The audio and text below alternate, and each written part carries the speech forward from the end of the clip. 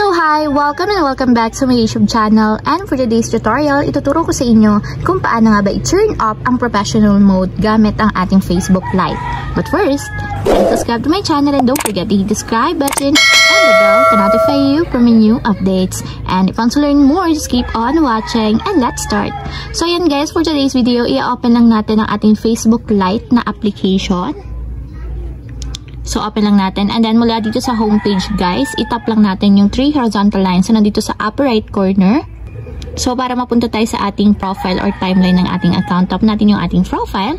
So, ayan. After yan, guys, kapag andito na kayo sa profile ng inyong account, so, kung naka-professional mode yan, guys, ganito yung magiging itsura niya. So, iba yung setup niya na halos katulad ng sa mga Facebook page. So, ang gawin natin dito, guys, itap nyo lang yung 3 horizontal dots na katabi nitong add to story. So, ito yun. Tap lang natin.